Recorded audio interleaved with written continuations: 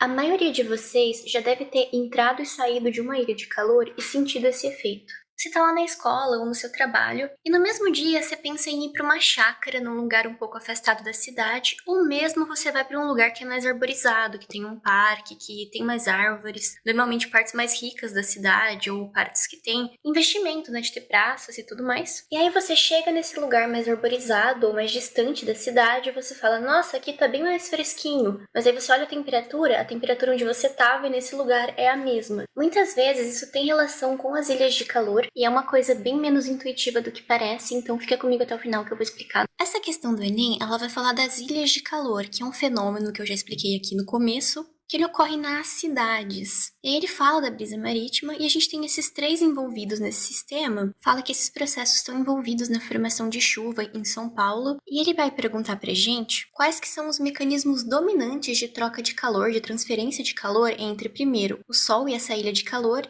e depois a ilha de calor e a brisa marítima.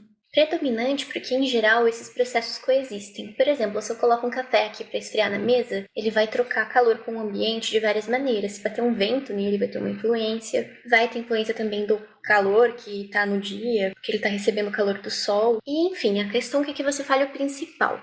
Entre o Sol e as ilhas de calor é a irradiação. É a forma com que as ondas eletromagnéticas elas chegam até a Terra. Lembrando que a irradiação ela não precisa de meio material. E a gente tem o vácuo do espaço, ou seja, para essa luz chegar até aqui, para esse calor chegar até aqui, ele precisa passar pelo vácuo. Então o mecanismo tem que ser irradiação, senão não chegaria. E entre a ilha de calor e a brisa marítima, você pensa que tem um fluido. Tendo fluidos, a gente vai ter a convecção. Ah, mas não estou entendendo a convecção. Se você coloca uma panela no fogo para aquecer, pensa, a chama vai esquentar primeiro a parte de baixo da água. E aí, essa parte de baixo vai ficar menos densa e vai subir. Pense em uma sala cheia de pessoas. Se tiver calor, essas pessoas vão querer ficar mais distantes do que elas gostariam se tivesse frio. Você aumenta a temperatura, as moléculas vão ficar incomodadas por esse nível de estar tão perto, elas vão se separar e elas sobem para a parte de cima. E a fria, consequentemente, vai estar lá embaixo. Vai ser esquentada, esquentou, vai trocando. E essa é a corrente de convecção que acontece também no ar, que é um fluido, assim como a água. Então, a resposta é letra A, irradiação e convecção. E aí, eu vou falar para vocês das ilhas de calor. Esse fenômeno acontece porque tem muito concreto na região urbana. E esse concreto, ele vai aquecer muito durante o dia e ele vai resfriar lentamente durante a noite. Perceba que isso não é tão intuitivo, por quê? Porque o concreto, ele vai ter um calor específico.